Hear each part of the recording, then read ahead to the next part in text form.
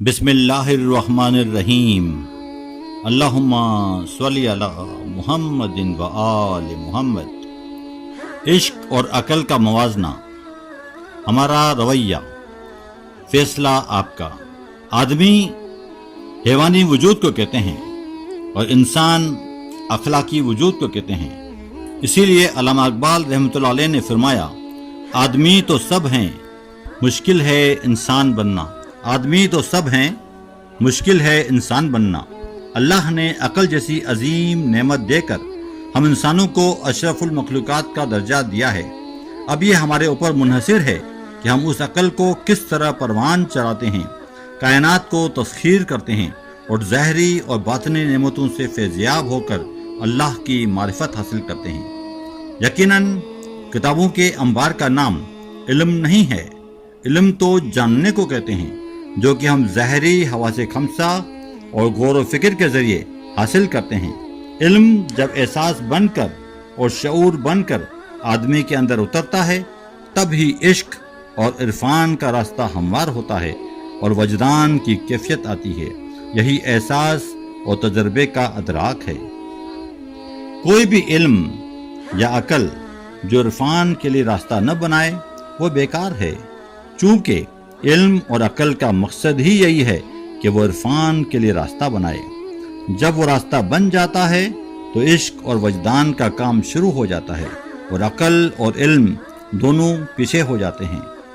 حقیقت یہ ہے کہ اس ظاہری دنیا کو، جو کہ عارضی بھی ہے اور فانی بھی، ہم اپنے حواس خمسہ کے ذریعے جاننے کی کوشش کرتے ہیں، لیکن وہ دنیا اور اس کی نعمتیں جس کو ہم نہ دیکھ سکتے ہیں، نہ چھو سکتے ہیں، جسے ہم باطنی دنیا کہتے ہیں، اسے تسخیر کرنے کے لیے لازماً شعور، عرفان، وجدان اور عشق کی ضرورت پڑتی ہے، جو کہ عقل اور علم کے بعد کا معرکہ ہے۔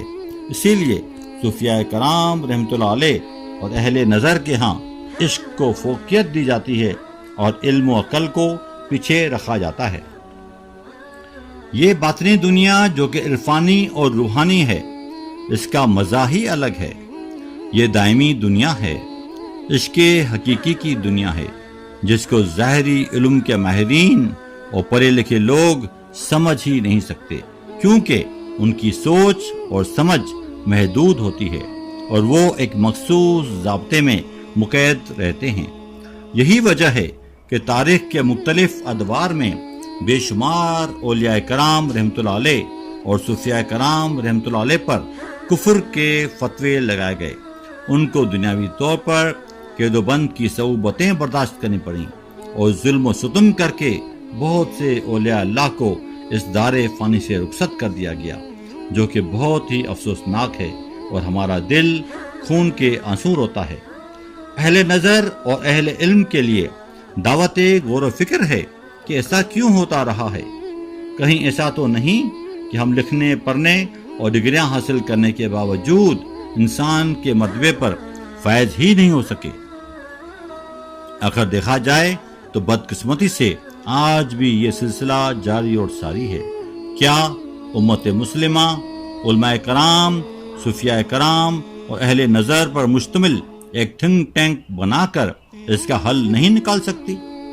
یقیناً کوئی چیز بھی ناممکن نہیں ہے، البتہ مشکل ضرور ہے، بشرط یہ کہ ہم اللہ کو حاضر و ناظر سمجھ کر خلوص نیت اور خلوص دل کے ساتھ کام کرنے کا عزم کر لیں۔ ایسا کیوں ضروری ہے؟ اس لیے کہ سینکڑوں سالوں سے یہی تاریخ بار بار دہرائی جاتی ہے اور آنے والی نسلوں کو آگے بڑھانے کی بجائے 100 سال پیچھے دھکیل دیا جاتا ہے۔ عجب یہ ہے کہ ان اولیاء کرام پر ظلم و ستم کرنے اور ان کے وصال کے بعد کچھ ہی عرصے میں ہم ان کے لیے رونا دھونا بھی شروع کر دیتے ہیں، ان کے کلام اور کتابوں میں ان کو ڈھونڈنے کی کوشش کرتے ہیں اور ان کے رہنے سہنے اور ذکر الہی کی جگہوں میں بھی ان کو تلاش کرنے لگتے ہیں اور عرس بھی منعقد کرتے ہیں، عقیدت اور محبت کا احساس ظاہر کرتے ہیں کہ عقل بھی حیران ہو جاتی ہے۔ کیا ہم صدیوں تک یہی تاریخ دہراتے اپنی روح کو داغدار اور زنگ آلود بناتے ہی رہیں گے؟ آخر کب تک؟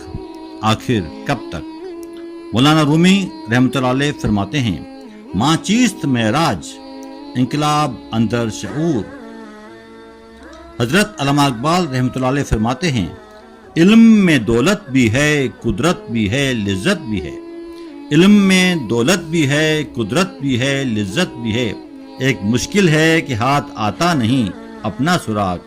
دلوں میں ولولے آفاق گیری کے نہیں اٹھتے، نگاہوں میں اگر پیدا نہ ہو انداز آفاقی، نگاہوں میں اگر پیدا نہ ہو انداز آفاقی۔ ہو دید کا شوق تو آنکھوں کو بند کر، ہو دید کا شوق تو آنکھوں کو بند کر، ہے دیکھنا یہی کہ نہ دیکھا کرے کوئی، ہے دیکھنا یہی کہ نہ دیکھا کرے کوئی۔ اللہ ہم سب کا حامی اور ناصر ہو۔